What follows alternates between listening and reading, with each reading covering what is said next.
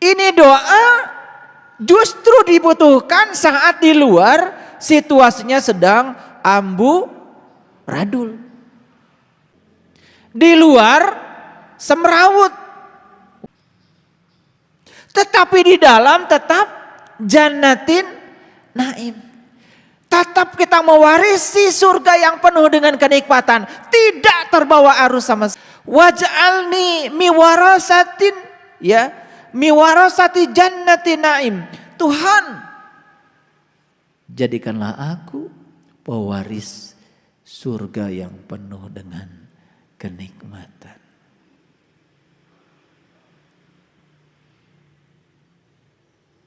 Gimana implementasi doa ini? Implementasinya setelah kita berdoa yang begini, kita akan dimasukkan pada kehidupan yang hiruk pikuk luar biasa. Akan ada goncangan di luar. Nah loh, kata Allah, bisa gak jadi surga sekarang? Jadi kalau segala situasi di luar kita yang kita ingin, kemudian kita adem, masuk gak di doa ini? Gak masuk. Karena apa? Kan tidak usah minta. Kalau di luar situasinya adem, kan kita juga ikut adem. Gak usah minta.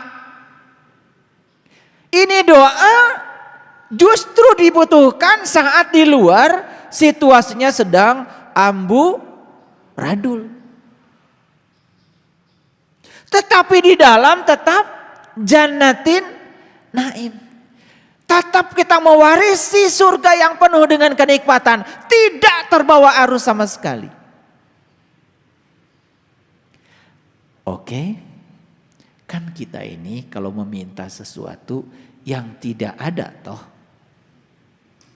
Paham? Tidak mungkin kita meminta sesuatu yang ada. Setuju? Oke. Di luar adem, di dalam adem. Gak dibutuhkan doa ini. Di luar semrawut. Ada orang marah-marah. Ada orang lagi lemparin piring terbang. Macam-macam di luar. Di dalam tetap adem. Waj'alni miwarasati jannatin naim. Tuhan, Tuhan, jadikanlah aku mewarisi surga yang penuh kenikmatan. Duk, duk, duk.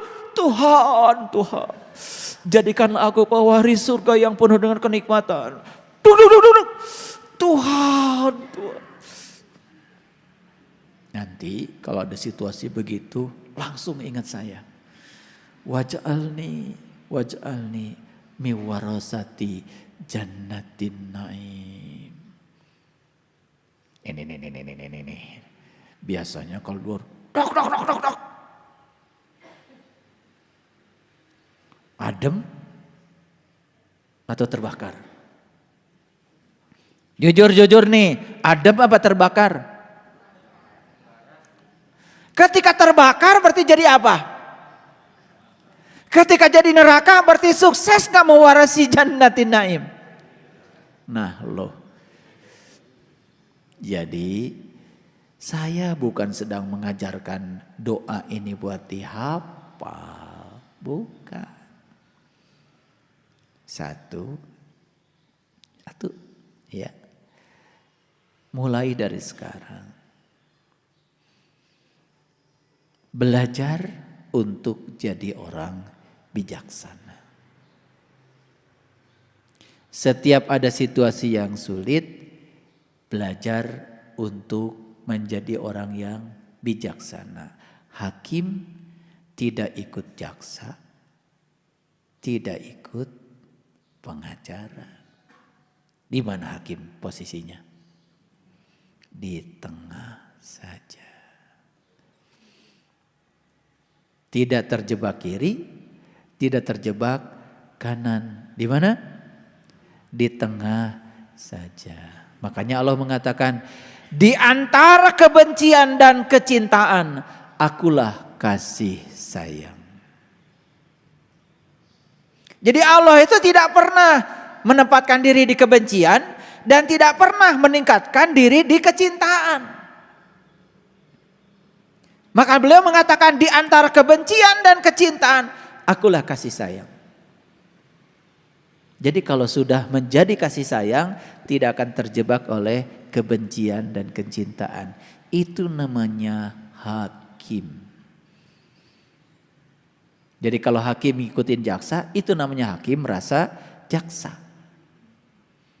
Kalau hakim ikuti pengacara, itu namanya hakim rasa terdakwa. Kacau lah hukum. Makanya ya, hukum dunia itu memang seringkali dirasa tidak adil.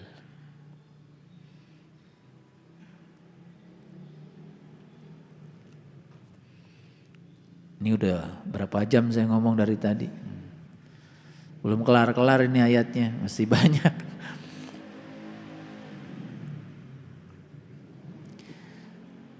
Nah, itu sebabnya kita dilatih meniti ke dalam diri. Tangga tertinggi dari meniti ke dalam diri adalah mencapai kekosongan. Itu tangga terakhir dari meniti ke dalam diri. Sudah bukan cahaya, bukan lagi kegelapan, yang ada cuman kekosongan. Persis seperti mengupas bawang. Makin dikupas, makin dikupas, makin dikupas. Dan yang terakhir, gak ada lagi yang bisa dikupas. Karena yang tertinggal cuman kekosongan. Saat mencapai kekosongan, yang ada cuman hangat-hangat air matamu. Makanya ibu-ibu kalau ngupas bawang pasti keluar air mata. Ketika kita mengupas, dari bagian luar masuk ke kolbu, kolbu masuk ke fuad, dari fuad masuk ke lub, dari lub masuk ke safak, dari safak masuk kepada sir, dari sir masuk dalam lagi, sampailah pada yang terdalam, yaitu aku. Di balik sir ya ada aku. Udah masuk di titik itu, yang ada cuman kekosongan. Tak bisa dijelaskan lagi, tak bisa diterangkan lagi. Yang ada cuman rasa tanpa rasa, wajah tanpa wajah, nama yang tidak bernama.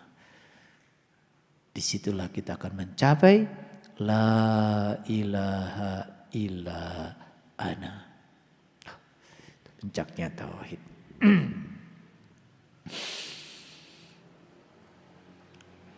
Ya.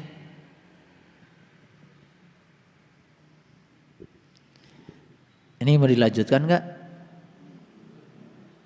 Itu pesan yang pertama. Pesan yang kedua, perhatikan saya. Orang yang sudah mencapai kebijaksanaan, yang setiap saat terus menyatukan diri dengan Dia yang maha bijaksana lewat prosesi amal soleh. Awas ya, menyatukannya lewat prosesi amal soleh. Kan tadi minta dijadikan sebagai hamba Allah yang solihin. Maka insya Allah secara pelan tapi pasti yang keluar dari lisannya itu adalah sidqin, kebenaran. Tahu kebenaran itu apa? Kebenaran itu sesuatu yang dialami sendiri, bukan apa kata orang, bukan apa kata kitab, bukan apa kata sahabat, bukan apa kata para nabi, para rasul, tetapi apa yang dialami sendiri, apa kata dirinya sendiri. Makanya menyaksikan dulu, bersaksi dulu. Menyaksikan dulu, baru bersaksi. Nah, orang yang sudah menyaksikan, pasti yang disaksikan itu adalah kebenaran. Makanya akan terbimbing tuh lisannya. Saya perhatikan ya, kalian juga mulai berevolusi. cara bicara, cara menyampaikan pendapat mulai berevolusi. Saya senang bergurau, tetapi bergurau itu ada tempatnya. Jangan setiap saat bergurau terus. Nah itu, karena kalau setiap saat bergurau terus, itu bukan lagi sukacita yang didapat. Itu adalah kekacauan batin dan pikiran kita sendiri. Hati-hati ya, ada yang mengklaim pokoknya ketawa aja terus. Nah kalau ketawa terus kan nanti juga bisa lupa diri. Nah kalau lupa diri itu akan mengalami kekacauan batin dan kekacauan pikiran. Ada saatnya bergurau, ada saatnya bicara secara serius tetapi tetap penuh sukacita. Orang yang bicara serius itu bukan berarti tidak ada sukacita loh. Saya bicara dari tadi seperti ini mengalirkan energi, ya bukan berarti tidak ada sukacita. Justru saya bisa bicara seperti ini karena ada kekuatan positif pada diri saya yang bernama cinta sebagai sumber sukacita. Kalau nggak ada cinta tidak mungkin mengalir yang semacam ini. Oke, tambah asik nih. Waj'alni mi warasati jannatin naim. Ini doa yang luar biasa. Jadi setelah kita terbebas dari bicara yang gak karu-karuan, berikutnya apa? Pasti kita akan mewarisi surga. Maaf ya, banyak contoh tuh sekarang. Orang yang keseleo bicara, akhirnya berhubungan dengan hukum. Itu. Makanya bahaya ketika mulut ini terbuka sementara mata kalbu dan pikiran kita masih tertutup. Itu bahaya. Gak ada kontrol. Tapi kalau kalbu dan pikiran kita sudah terkontrol, yang keluar dari sini terkontrol. Gitu. Penjara walaupun di dunia, surga apa neraka? Kan tidak diinginkan. Itu jelas neraka dong. Betul nggak? Begitu kita keluar kata-kata yang kotor dari sini, apalagi kata-kata itu mengandung kebencian, mengandung fitnah, kebohongan, hoax, apalagi menimbulkan permusuhan. Itu pasti ada aspek hukum yang akan mengikutinya. Hati-hati. Kalau dulu mulutmu adalah harimaumu, sekarang bisa jadi jari-jarimu juga adalah harimaumu. Jari-jari dikendalikan oleh ini. Makanya ini harus qalbun salim. Qalbun salim. Qalbun salim. Oke. Lanjut ya. Baik. Waghfir li abi innahu kana minad dolin. Ini ada kaitan dengan kajian kita yang kemarin. Masih ingat kajian kita yang minggu kemarin? Kan sebetulnya kajian kita minggu kemarin itu dialog antara Ibrahim dengan bapaknya. Betul? Tetapi lebih dalam lagi sebetulnya dialog antara kita dengan berhala-berhala yang ada dalam diri kita. Nah, waghfir li abi innahu kana minad dolin, ya. Ampunilah bapakku karena sesungguhnya ia adalah termasuk golongan orang-orang yang sesat. Jadi bapak di sini bisa jadi satu adalah secara syar'i adalah bibit yang melahirkan kita, tapi secara hakiki bapak juga bisa berarti diri kita sendiri. Bapak itu bisa berarti diri kita sendiri. Pengendali diri kita yang belum hidup. Pengendali di dalam yang belum hidup. Yang masih membawa kita kepada kesesatan. Itu juga bisa diartikan abi. Ya. Baik, ayat 87. Ya. Yauma la yanfa'u malun wala banun. Maka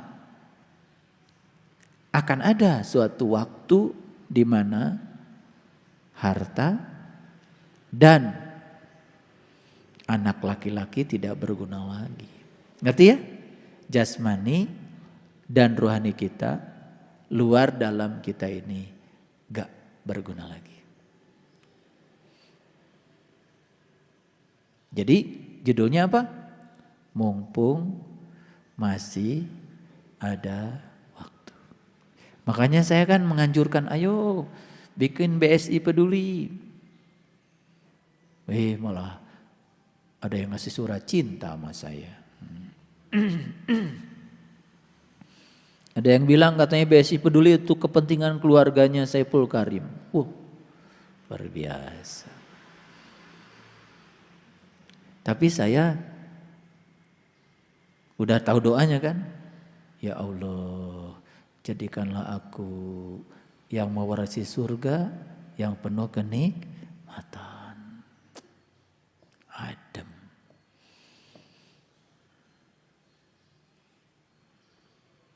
Lewat BSI peduli, alhamdulillah sekarang ada sahabat-sahabat yang di luar kita, yang anak-anaknya mau putus sekolah bisa sekolah lagi, nyambung lagi. Ada sahabat-sahabat ya yang mungkin belum bisa memenuhi kebutuhan, tetapi bantuan ini menjadi sangat berarti. Karena puncaknya belajar itu adalah bagaimana kita memperlakukan orang lain. Memperlakukan orang lain itu adalah kepedulian.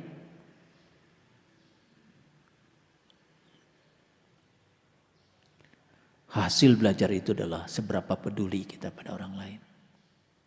Mumpung ada waktu. Tubuh sehat, duit juga ada, tinggal kemauan. Mau gak kita memanfaatkan waktu kita? Nih harta kita yang luar biasa ini, waktu. Karena nanti suatu saat kita akan menemukan penyesalan. Mohon maaf ya Bapak Ibu, banyak sekali orang meninggalkan dunia ini, meninggalkan yang dia kumpulkan. Terus saja dikumpulkan, setelah dikumpulkan ditinggalkan. Bodoh banget. Sedikit sekali yang dia bawa, karena yang dibawa adalah yang dibagikan. Sedikit yang dia bawa. Karena yang dibawa, yang dibagikan. Yang dibagikan paling tidak juga recehan.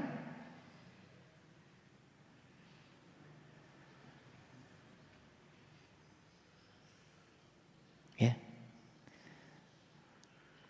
Nyumbang itu sekarang pakai M-banking. Gitu. Banyakin nolnya. Gitu. Baru nolnya 5, tambah 1 lagi, kirim. Baru 5, tambah 1 lagi, kirim. Tinggal nambah 0, ketik 0 aja.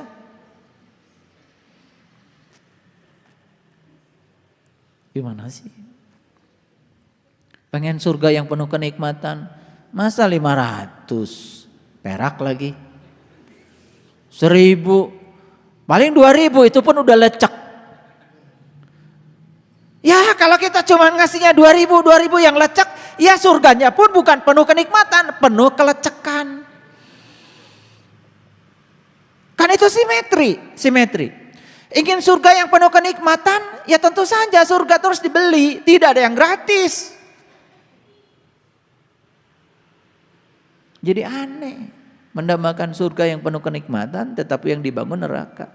Aneh. Sekali lagi, mari kita tanya pada diri kita, apakah saya mampu sebetulnya untuk menolong? Mampu, cuman kita tidak mau menolong. Itu aja. Gitu aja. Karena apa? Karena kita belum mencapai puncaknya kemanusiaan kita, yaitu melepaskan. Itu. Manusia diikat dengan itu. Ya. Nah, padahal pada suatu saat harta dan anak laki-lakimu enggak berguna lagi. Oke. Illa man atallaha biqalbin salim. Lihat saya semuanya. Jadi siapa orang yang sudah damai kolbunya? Yang sudah melepaskan. Ulangi. Siapa yang sudah damai kolbunya? Yang sudah melepaskan. Percaya sama saya. Begitu kita melepaskan pada semua yang berwujud ini, justru yang berwujud ini akan datang tanpa batas. Mempertahankan yang kita miliki yang bernama uang itu pasti habis. Tetapi membagikan yang kita miliki, percaya sama saya, tidak akan habis. Itu hukumnya. Jadi kalau ada yang mengatakan memberi itu berkurang, itu karena dia lupa bahwa yang dia berikan itu pemberian juga, bukan? Sebetulnya kita tuh bukan pemberi, kita hanya pengembali yang diberi kepada kita. Kita hanya mengembalikan pemberian. Nah kalau kita rajin mengembalikan pemberian, maka sang pemberi akan terus memberi. Jadi kalau tidak rajin mengembalikan yang diberikan, ya sudah kata Allah, habiskan saja itu yang punya kamu. Tidak bertambah, terutama keberkahannya. Jadi maaf kalau saya berbeda ya, qalbin salim itu bukan hati yang bersih. Qalbu gak ada urusan dengan hati. Qalbun salim itu adalah qalbu yang damai. Mana qalbu? Yaitu. Jadi yang sudah damai qalbunya beda, wajahnya beda. Beda. Saya lihat kalau orang-orang yang sudah damai dari sini ke atas itu, dari sini ke bawahnya juga beda. Orang yang dari sini ke atasnya masih ruwet, dari sini ke bawahnya juga beda. Betul nggak? Iya. Lengan kala loper, sisiremen, diuk saeutik nangtung teu bisa. Kajeun nangtung ngagaleong. Itu. Karena kalau dari sini sudah tidak rapi, dari sini ke bawah juga pasti pakusut bahasa Inggrisnya teh. Tahu ya pakusut? Oke. Baik ya. Nah, wa uzlifatil jannatu lil muttaqin. Maka pada hari itu didekatkanlah surga. Untuk siapa? Surga itu ternyata hanya untuk orang yang bertakwa. Sudah ngerti takwa? Mengambil janji, diangkat gunungnya, ditunjukkan sesuatu di gunungnya, ingat yang ditunjukkan, ingat selalu yang ditunjukkan. Makanya kemarin di acara prosesi saya mengantarkan 12 sahabat, waduh, saya jadi pengen nangis karena semuanya pada nangis ya. Sudah lama merindukan jati dirinya, sudah lama ingin mengenali jati dirinya. Begitu saya antarkan ke sana, pada nangis. Dah kemarin Sariwangi banjir air mata. Wa ujlifatil jannatu lil muttaqin, dan surga itu hanya didekatkan kepada mereka yang bertakwa.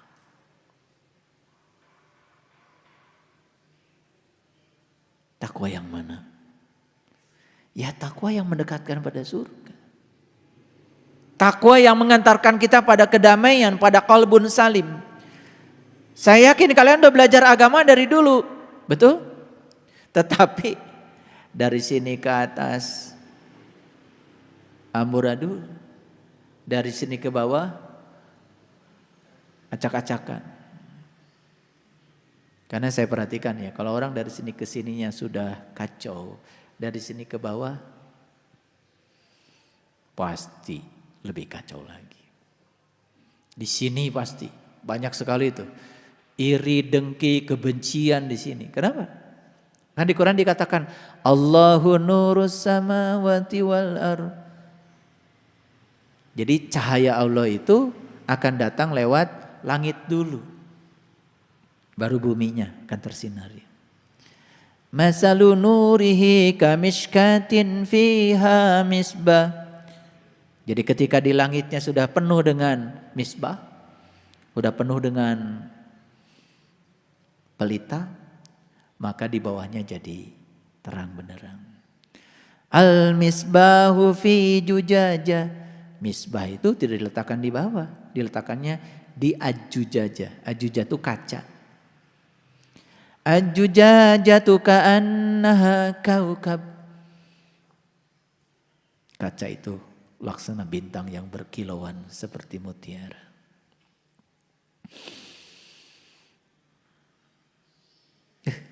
Kalau baca ayat itu pengennya nangis. Cuman kalau saya nangis kan ceramahnya nggak lanjut. Saya jarang nangis kalau di tempat begini. Kalau lagi sendiri ya baru nangis. Kalau lagi ceramah nangis kan nanti berhenti ceramahnya. Karena saya tidak mau ngikutin perasaan saya. Ajujajatu ka'annaha kaukab duriyyu yuqadu min sajaratin mubarakah zaitunatil la sarkiyah wala garbiyah yakadu zaituha yudhi'u walau lam tamsashu nar nurun ala nur yahdillahu linurihi may yasha wa yadribullahul amsala linnas.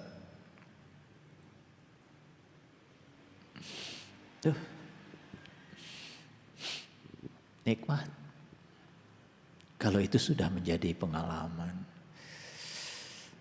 Dibacakan dalam sholat. Baca ayat itu. Bukan lagi di sini. Rasanya kita sudah menyatu. Menyatu di alam yang sangat damai. Melepaskan semuanya. Kita belajar mati selagi hidup sekarang. Udah. Siapa yang sudah turun dari surga, maka dia akan masuk ke dalam surga. Hanya yang sudah turun dari surga, mereka yang bisa masuk ke dalam surga. Tidak mungkin orang bisa masuk ke surga baru turun dari neraka. Gak mungkin.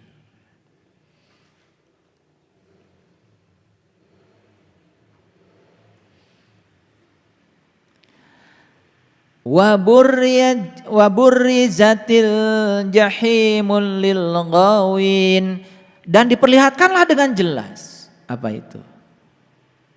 Neraka untuk siapa? Lil ghawin, untuk orang-orang yang lalai, untuk orang-orang yang sesat. Jadi perbincangan di Quran surat Asy-Syu'ara ini sebetulnya perbincangan antara diri kita yang diselimuti oleh jahim, neraka, dengan diri kita yang sudah bisa mencapai naim, kenikmatan yang luar biasa. Nah, makanya akan sangat tersiksa orang-orang yang sudah menemukan jannatun naim ketika dia harus memasuki jahim, harus memasuki itu. Gak mau lagi. Ya. Lalu ayat berikutnya, mohon maaf para sahabat, saya ulang dulu ke belakang. Jadi sebetulnya kita ini kan udah pengalaman ya, udah lama tinggal di jahim, dan kita sekarang sudah merasakan bagaimana merasakan jannatun naim. Ya, udah betah-betah aja di jannatun naim. Ya, gitu.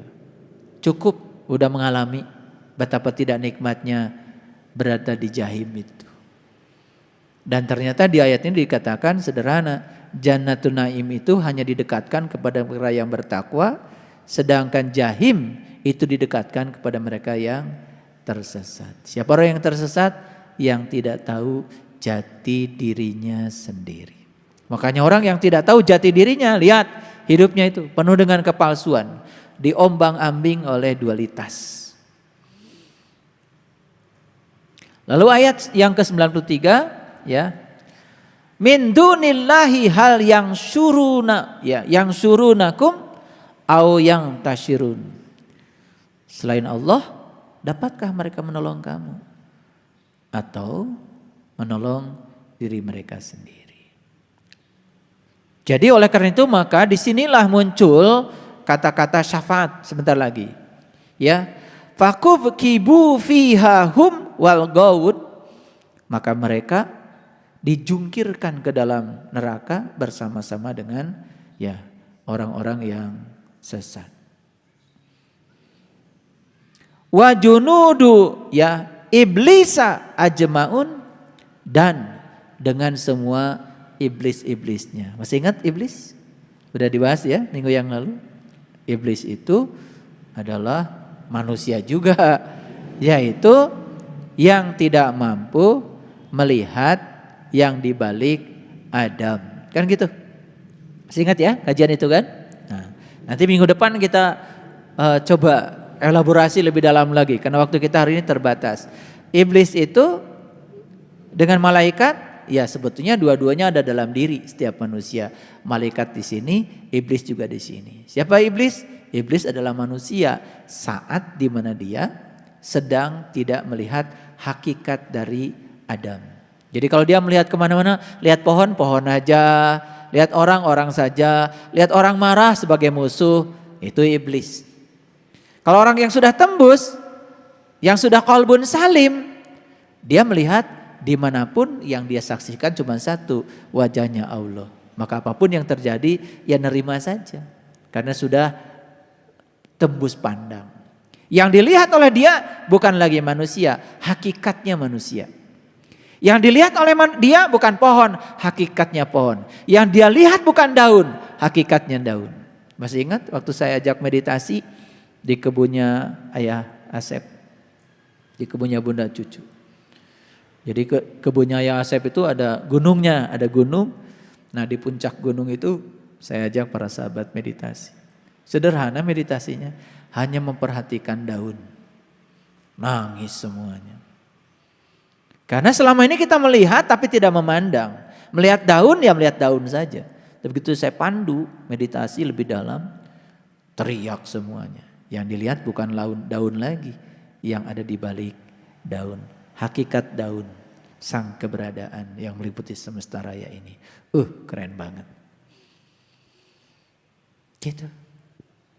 Ya, jadi ya iblis itu ya akan sama-sama ya.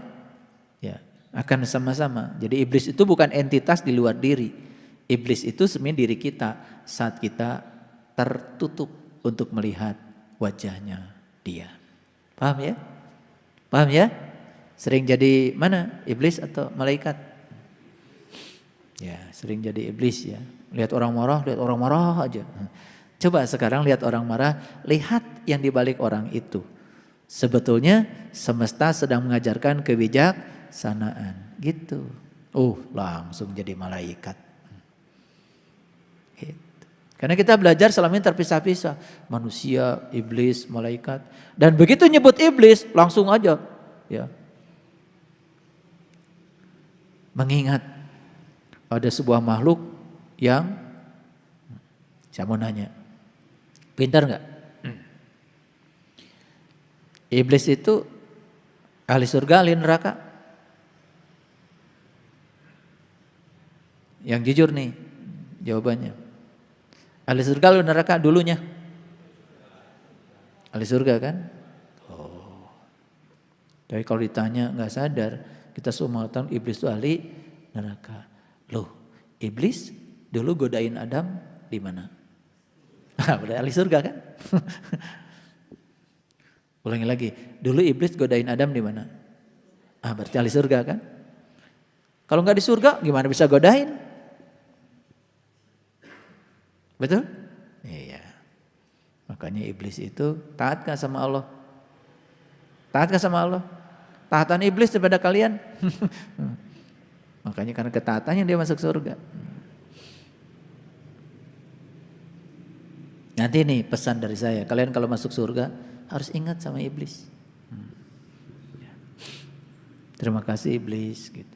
Karena kalian nggak masuk surga loh kalau nggak digoda sama iblis. Ya kan? Iya. Coba saya tanya, orang syarat masuk surga harus mencapai kebijaksanaan. Siapa yang ganggu? Iblis.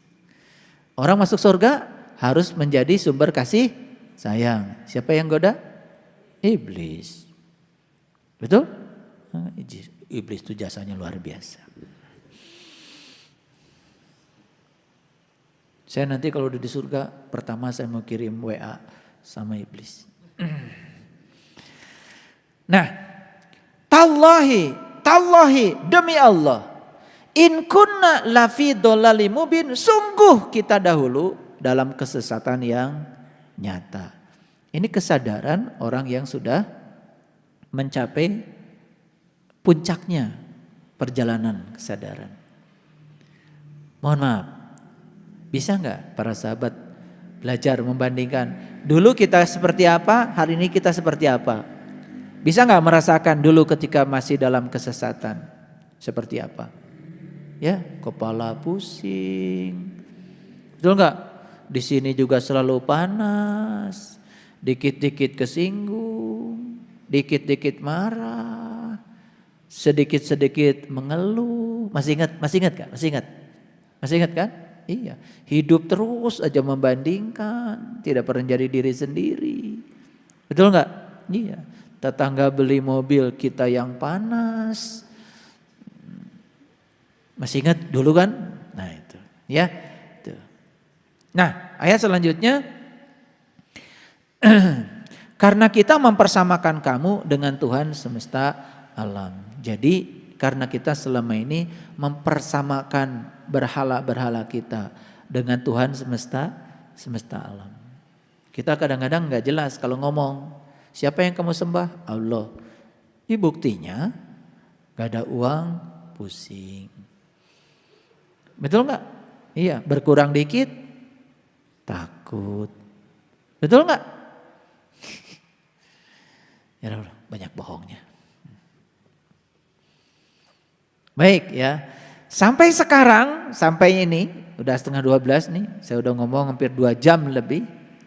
Bisa mendapatkan kesimpulan dari kajian kita dari tadi? Sudah bisa ambil kesimpulan? Baik, saya mundur dulu ke bawah, ke ayat 83. Ya, jadi kita ini di semesta ini sebetulnya semua sedang berevolusi dari kesadaran rendah menuju kesadaran tinggi. Proses evolusi itu sebetulnya prosesnya tidak sederhana. Walaupun hasilnya sederhana, prosesnya tentu saja sangat ruwet. Nah, bagaimana caranya supaya saya bisa berevolusi ke tingkat yang lebih baik? Kuncinya cuma satu.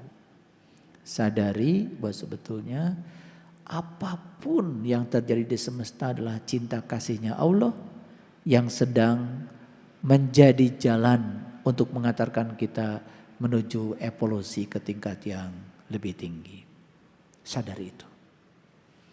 Insya Allah dalam waktu tidak lama para sahabat akan mencapai yang namanya kebijaksanaan. Paham? Ya. Baik, itu yang bisa saya sampaikan hari ini. Semoga kajian kita hari ini nanti kalau ada yang lupa-lupa bisa melihat langsung rekamannya. Dan insya Allah akan di-upload nanti di YouTube ya. Cari judul besarnya adalah Titik Terang. Nanti saya akan coba, tim kita akan menguploadnya di sana. Dan semoga bukan hanya sahabat yang di sini yang bisa mendengarkan, tapi banyak juga di ularan sana yang bisa mendengarkan. Semoga para sahabat selalu bisa menjaga kolbunya selalu damai. Kolbunya selalu damai. Terima kasih. Assalamualaikum warahmatullahi wabarakatuh.